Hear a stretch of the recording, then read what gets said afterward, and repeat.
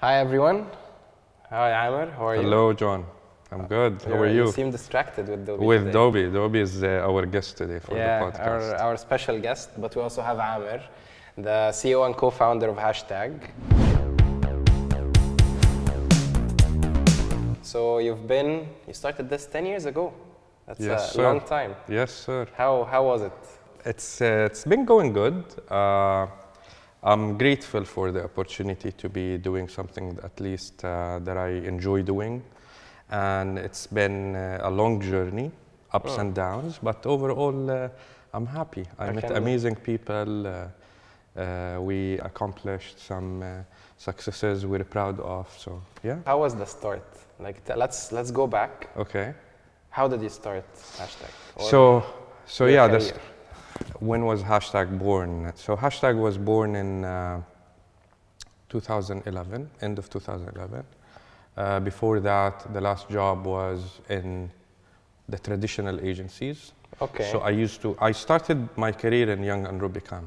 Okay. And then I moved to Leo Burnett, and then I moved to BBDO, the last job. Obviously, in these agencies, you end up dealing with big clients. You end up doing strategies, and you engage in deliverables. At that time was mostly what we call traditional media. So we were busy with the TVCs, with the radios, with the print ads, the master visuals, but the structure really of producing a creative and a big idea was the same. But eventually the resources were dedicated to produce the advertising campaign, right? When it comes to social media, it was basically the start of it, especially in Saudi, where Twitter was booming. Facebook had a couple of million users, and the clients started asking us, like, can I adapt this campaign to Facebook? And we were a bit lost, to be honest, in 2010, 2009. So with time, obviously, the keenness of clients to achieve results on social, because that's where the attention was, and still is. So they wanted to really take advantage of that medium. And the big agencies obviously started introducing digital programs and taking care of specific topics related to social, where I was lucky to be there at that point, because obviously I was attending these courses and I always excelled in them. I was the guy who wins the iPads. Was this your sign? That was one of the, obviously, where I Beginning. discovered my passion for this field. And then after that, what happened is the whole, basically opening an agency became a solid idea. And I started meeting different people who already achieved that. People in the States, people in the region, and I thought it's possible. And I wanted to take that challenge. Did you have a aha moment, like this is what I need to do? Or did it just... So really the aha moment, I think, came when I realized that there is something called social media agency. So there is a dedicated structure, and that made sense, because in the big agencies, that's exactly what was needed. A structure that we did not have the time or the resources to have, because social is big scope. So that was the aha moment, that it's a business. You can have the structure and you can actually start serving clients. Do you think it's the same now with the Metaverse? Do you think someone somewhere working in a social media agency is having that moment? I need to start a Metaverse agency? Probably. And it's going to be easier because we're still in the digital world. So the Metaverse, I believe we're already doing some campaigns using VR and AR. So it's not really going to be as different in the, I believe, the structure. In Hashtag, we're the platform. When the Metaverse really becomes a reality and the traffic and the technology is acceptable, I think we're going to be able to make an easy transition. Okay. And you know how most new businesses fail, I don't know the statistics, they say I think 50% in the first 5 years or something like that. Who believed in Hashtag first? When did you start seeing success or big clients in the beginning? So I believed in Hashtag at the beginning. I believed in Hashtag as the first person, and I believed we had value to bring to the market. That's not enough. Exactly. for you to believe. Exactly. So even my ex-colleagues at an agency that I used to work in, when I started the move, they even started giving me immediate business. So yeah, so I remember Renault was one of our first Facebook pages that we managed, and we got it from one of the agencies. And after that, we managed to secure Al Mara'i. And Al Mara'i, to be honest, was the tipping point for hashtag because it was a big brand. It was PR. It had no PR for hashtag. of course, it had no social presence. It needed that social presence, and we were successful in implementing and achieving a good social presence for Al Mara'i. And why? Sorry? I want to know what. You know the story about Al Mara'i and the blog post? I do, but people don't. So people would want to know. So that's just to tell you about the importance of creating content, even if it was a blog post on social. And what's that? so like people wouldn't. Yeah. Guess. So basically, anybody had the opportunity to blog his thoughts, and at that point, I wanted to blog about the ideal scenario of a brand, how it should be present on social, and I wrote about Al Mara'i. At that point, they didn't have social before. Maybe they had one account, but they had a proper website up there, like all the big companies. Nobody had social, or at least most of the big brands did not have social. So, and then I wrote the article, I sent it out, and then one of the marketing team members sees the article, reads it, and he's like, "You have what it takes. Come, here is a couple of tasks, and show us what hashtag can do." And this is what happened where I went. Obviously, it was a big task. I was like, yeah, I wrote the article, but going there is different. Meeting see it coming, yeah. And then when I sat with them and I presented the ideas, they liked some of the ideas, and we actually had the chance to execute it. And from then we had the pleasure to manage this brand for 8 years on different platforms, doing amazing case studies on this brand. And this is in Saudi, right? Yeah, that was in Saudi. We started in Saudi, and then Dubai was open in 2015. Okay, well, we'll get to Dubai, but let's stay on Saudi first. It's a very local market, and you're not Saudi. How does hashtag succeed in Saudi and maintain the success till now? The Saudis have a very rich high culture. chance and rich culture, and it's a sensitive, basically culture when it comes to marketing. Yeah, a lot of marketings got it wrong. A lot of marketeers had the wrong dialect, the wrong visuals. So they are very basically sensitive to that. And when social came, obviously there is a bigger Everyone can scope. see it. Everybody can see public. it. There's a lot of tweets coming out. So when you are a brand in Saudi and you're writing in a dialect that is not proper, you won't connect at least. So how did hashtag get it right? How did hashtag connect? So I think obviously with people, we were lucky to find amazing talent that are Saudi. Till today, more than 60% of the office in Riyadh are Saudi nationals. The rest even were born there, and they understand the culture very well. And these are the guys who help us storytell properly in Saudi. Okay, makes sense. And once, after you started in Saudi, when you decided to move to Dubai, not move to Dubai, expand to Dubai. Yeah. Why did you choose Dubai? Why didn't you choose Egypt or Lebanon or Amman, where you're from? So for multiple reasons. I think the first one was Dubai was and still has a lot of the big brands. It's hub for the big brands, so it's access. The other thing, I believe that 2 offices in Saudi and Dubai is great for regional coverage.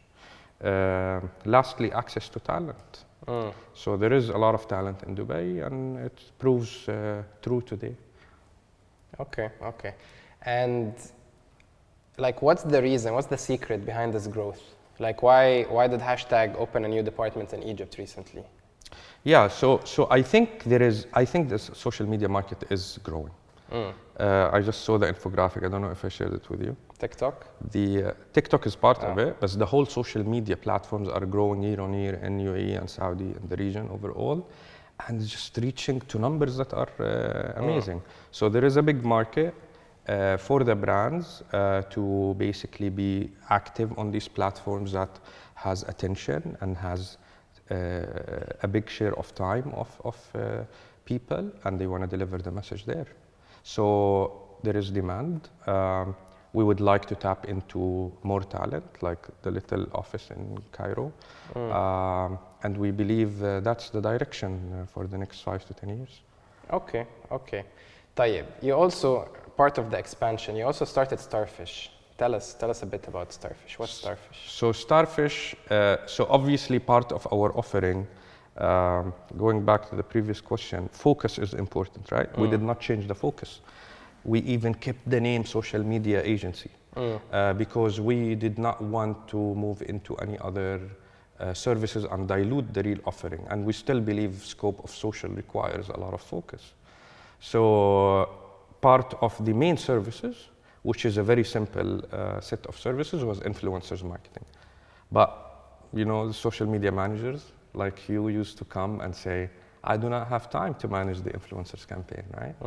So if I bring it back on your plate, you're gonna be telling me, listen, I'm just gonna not deliver on the advertising or the media or the content creation. So it's really a big scope. Influencers includes talking to influencers, making sure that they are aligned with your message. There is a lot of manual work, and that's what we pride Starfish in. So with that direction, we figured that there is an importance of having a separate setup that complements hashtag when it comes to influencers marketing, and we called it Starfish. And we launched it with an app, and that app obviously had our own technology, our own influencer journey. Our database was on it, so it still gives us great insights. So that was the story of Starfish. Now we have around 5 people working on it, and they're working on big brands. They're very successful. They're almost on their own track, other than hashtag. They do maybe a little bit support to hashtag, but the rest, you know, it's they're standalone. And what makes hashtag or Starfish successful? Like, what's the, like, if you had to summarize it in like 3 to 5 words, like, how would you sum it up? 3 to 5 words: focus, people, culture, vision. Enough, yeah? Out of words? There is somebody wants to say something. Yeah. Okay.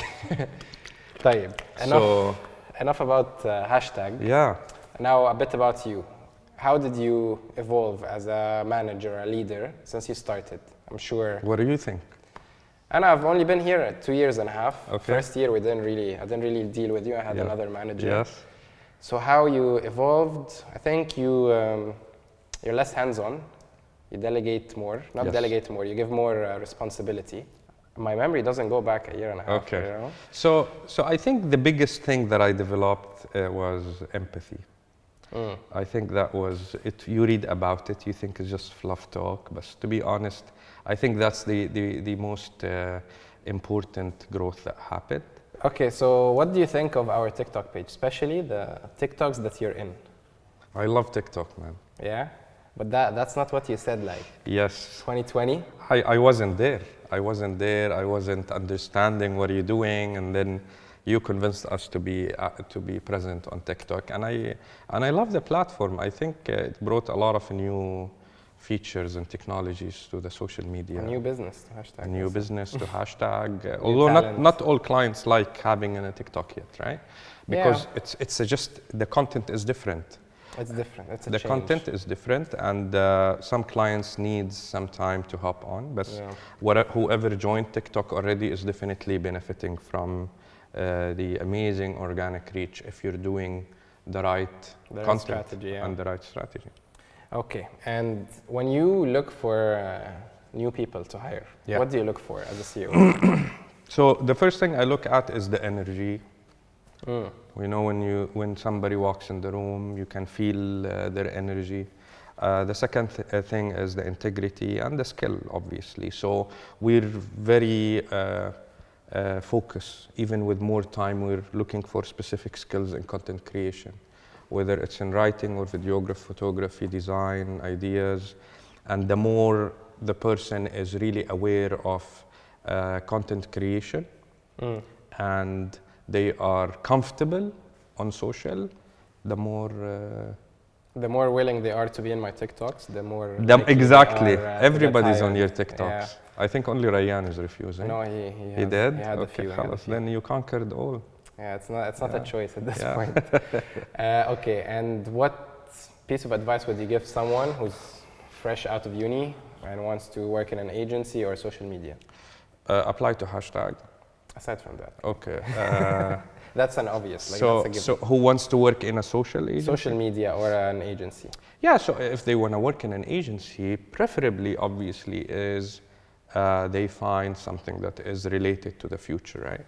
Blockchain, NFTs, crypto. There are brands, big multi-billion-dollar brands in the crypto that requires their own marketing, the performance aspect. So what I would really recommend is they go to a place where they learn a skill, right?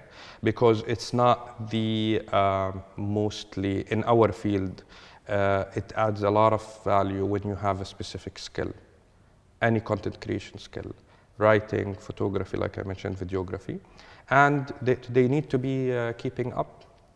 They could start anywhere as long as they are focused on learning that skill in the future, beyond the idea generation and the soft skills. The idea of content creation, in my opinion, in our field is the top priority.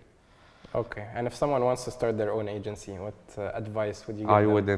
wouldn't advise them to open their own. You don't want more competitors? No, I don't want. Hashtag does not need any more competition. But to be honest, I would encourage anybody to do what they're happy doing, what they're ready to do. I would just warn them it's not as easy as it looks. And they would need to be putting a lot of work, Effort. blood and effort and sweat. And if they're happy doing it, I encourage them to go for it. Okay. Yeah. Last question, not related to work. What do you like to do outside work? So obviously I have a family, so I Yeah. spend a lot of time with my kids. I love spending time with them. Sports-wise, you know that I'm a guy that you throw me at any sports, I can do it. Swimming, biking. I like going to the When gym. was the last time you? I love the beach. When was the last time you played a sport? You did sport? Actually, yesterday. Oh, okay. Swimming. Nice. Good time. Yeah. We should have. I went to this, the like- beach yesterday. Imagine. When? I'm not gonna tell you. Was This it is a why, working day yesterday? This is why Amr It was comes late. it was a half an hour morning. Okay. It wasn't bad. The beach was really Hot? No, actually, not that hot. Yeah. Okay. It was a bit windy in the morning, so it was cool. So yeah, that's about me. Any other hobbies or? I love playing chess. Okay. We need Yeah. to ask Naeem. Who won the last time? Of course, I did. Okay. But that was obviously after he won like 3 times. Okay. Yeah. Cool. It was nice having you. Likewise. Thanks, John. Bye bye.